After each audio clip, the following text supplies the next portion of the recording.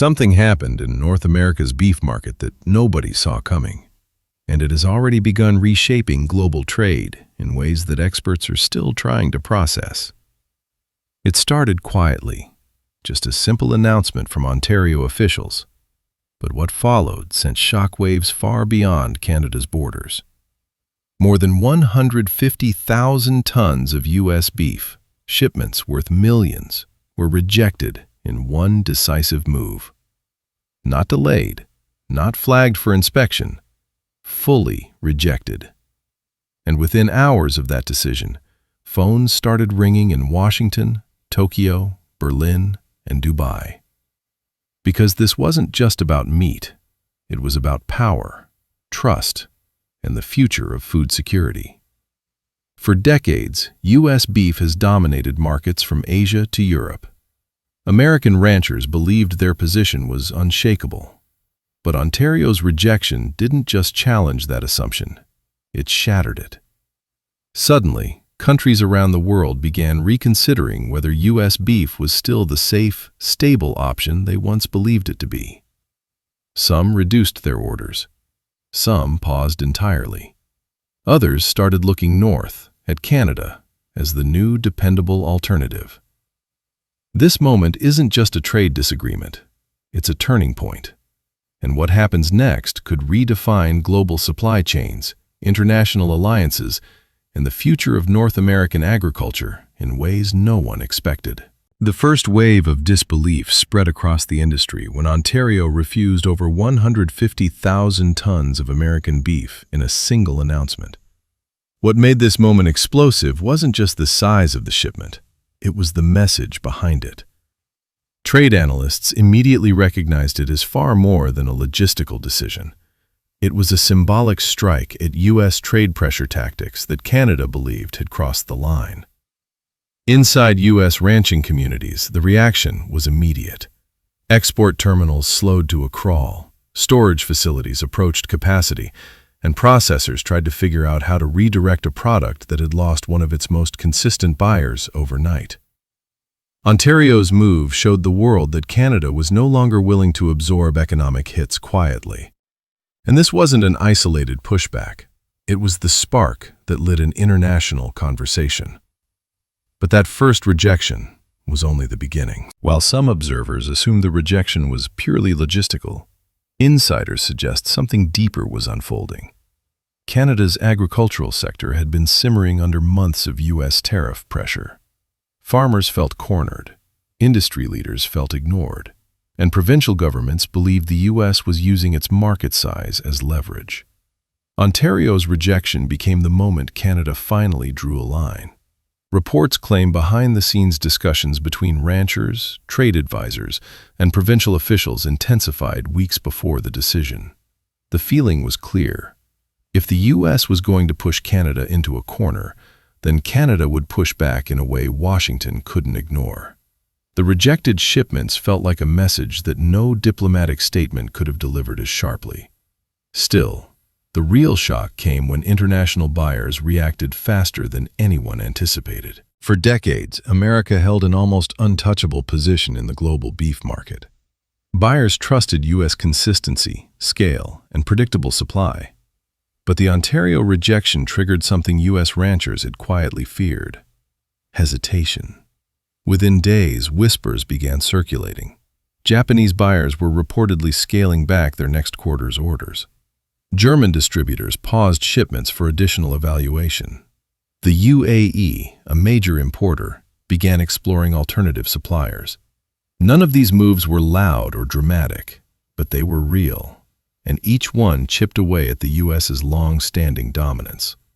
Storage yards in Nebraska, Kansas, and Texas filled faster than expected. Rising feed and labor costs made the slowdown even worse. Export-focused ranchers suddenly found themselves without the global demand they once took for granted. And as cracks formed in the old system, another country stepped in with remarkable timing. Canada saw opportunity where the U.S. saw crisis. As buyers reconsidered their reliance on American beef, Canada positioned itself as the calm, stable, predictable alternative. Canadian beef producers emphasized consistency, quality, And, perhaps most importantly, reliability. The maple leaf label gained traction in markets that once heavily favored American suppliers. Asian wholesalers highlighted Canadian products as steady and risk-free. Middle Eastern buyers praised Canada's transparent supply chain. Even European distributors, historically aligned with U.S. imports, began dipping into Canadian contracts. All of this happened quietly, without fanfare, yet the shift was undeniable. Canada wasn't just filling a gap, it was building new alliances. But the real trouble was brewing in the American heartland. Across the U.S. ranching sector, reality hit hard. Storage facilities filled to capacity. Export terminals reported unusually slow movement. Some ranchers privately admitted they were being forced to accept lower margins just to move product before spoilage costs kicked in. Industry insiders warned that the U.S. had overestimated its influence for too long. They had relied on scale, not diplomacy. They had assumed buyers would always come back, no matter what. But this time, the world wasn't waiting. Economists noted a concerning pattern. Once buyers diversify their suppliers due to uncertainty, they rarely return to single-source dependence. The fear wasn't just temporary losses, it was permanent market erosion.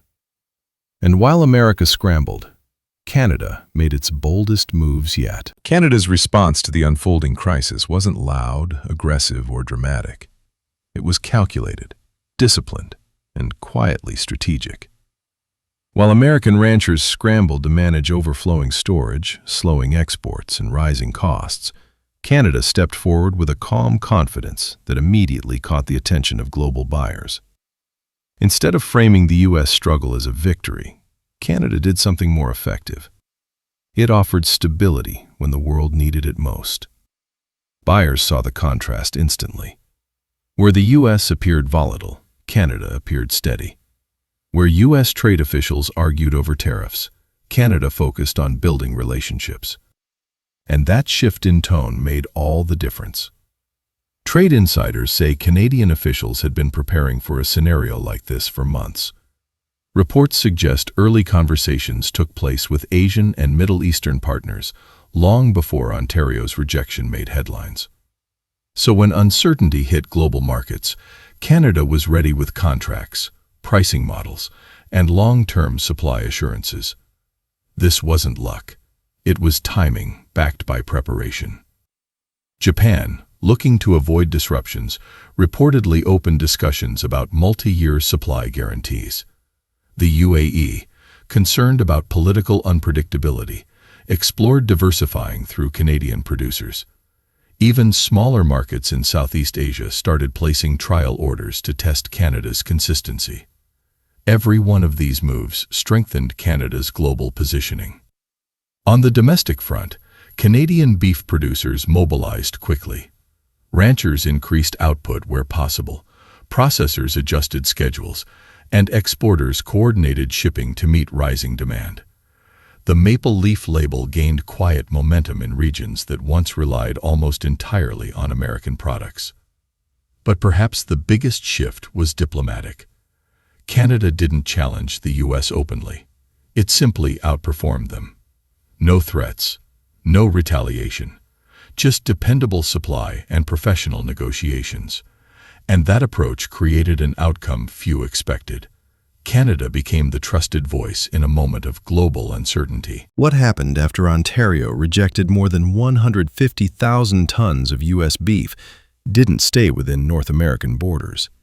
It echoed across the global food economy. Importers in Europe, Asia, and the Middle East began reassessing their long-term strategies almost immediately.